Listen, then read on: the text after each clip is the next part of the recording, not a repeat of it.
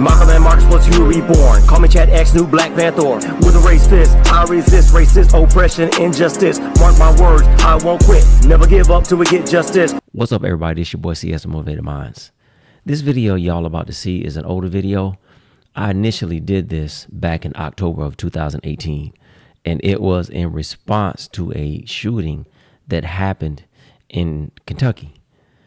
And I was just making some comments about it, but this popped up in a memory, and I just kind of find it ironic that this memory popped up the same time that the country is kind of reeling from this mass shooting that happened in Maine.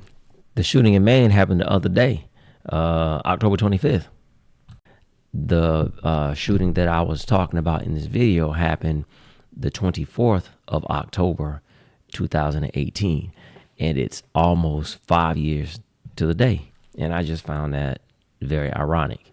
So I said, you know what, I'm gonna go ahead and repost it, because some of the stuff that I say in this video, it still applies, you know. And I'm just talking about when it comes down to like shootings and mass shootings, you know, it depends on the race of the person. It dictates what is going to be said. When the shooter is white, you often hear the term mentally ill, mentally challenged, disturbed, or something to that effect. And if the shooter is black or other, and when I say others, I'm speaking about minorities, as in Latinos and Arabics, you'll never hear those terms. And what I'm saying is, we, in the case of blacks, we don't have the right to be mentally ill, regardless of the situation, regardless of what we've been brought up in, regardless of if we had therapy, counseling, and it's proven that we struggle from some type of mental illness. When it comes down to these shootings that we see in these neighborhoods and stuff, you never hear that term. I personally feel that this points directly to the implicit bias in our society and in the media. But anyway, hey, y'all check this out. Let me gather my thoughts right quick. I want to turn this down. So J. Cole and Yo Gotti. All right, man, check this out. So, well, I guess we done had another shooting, right? And I knew this was coming. The individual that did the shooting, you know what they're saying about him? Mentally ill, right? Knew that was coming. You know, I've said time and time and time again, in video after video after video, that black people don't have the right to be mentally ill.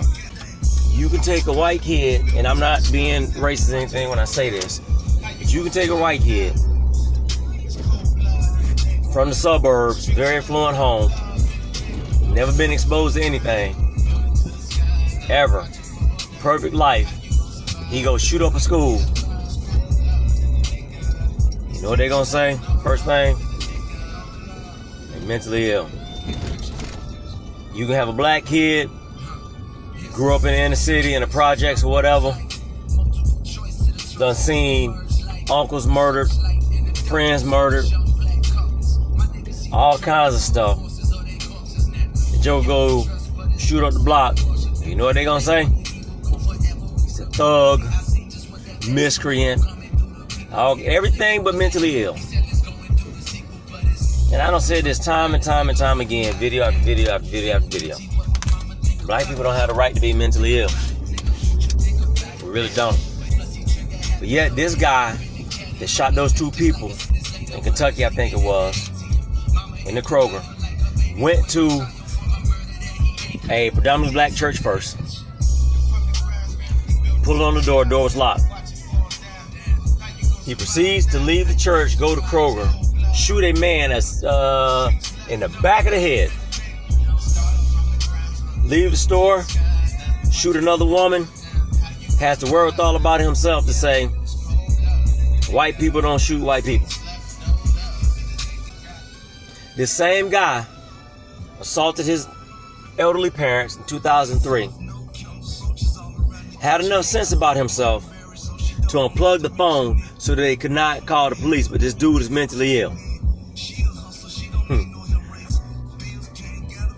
I just, man, you know, I can't, I would sound beyond words, but not really.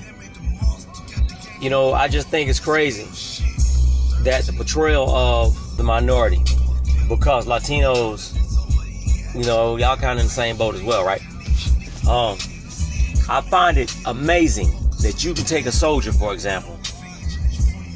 That soldier deployed to Iraq, Afghanistan, never leave a fob, right? Might experience a little bit of incoming, if at all. This joker come back, got all kinds of PTSD. But you take a kid from the inner city that experienced all kinds of stuff, gunfire and all of this stuff, and you mean to tell me that these kids don't have any issues? You take a kid from the suburb that has everything they could possibly want, right? Never experienced anything in life, and they go do something, right? And the first thing that's said is they were troubled, they were disturbed, challenged. But you take that black kid or that Latino kid, and they thugs, right? And I know some of y'all think I just be like ranting and raving, man, about this stuff. I just be ranting on my soapbox, right? But y'all gotta pay attention to this. And then the other thing is, lost my train of thought. Oh, and then the other thing is, some of y'all be like, well, you know, blacks kill blacks all the time. Well, guess what? Whites kill whites. Latinos kill Latinos. Asians kill Asians. Right? Blacks are no more criminal than anybody else. Actually, it's statistically impossible. Why? Because we only make up 13% of the population. So why does it seem like blacks are more criminal than anybody else? Because it is the media and it is the system, and it's designed that way to feed into the fear that people have in this country. And it's always been like that. Right? Black kid in a drive-by shoot somebody makes better news than a white kid that go and kill somebody, even though it happened all the time. And it feeds into the fear again of this country, man. So I'm just saying, man. Anyway, man, I'm gonna leave this alone, bro.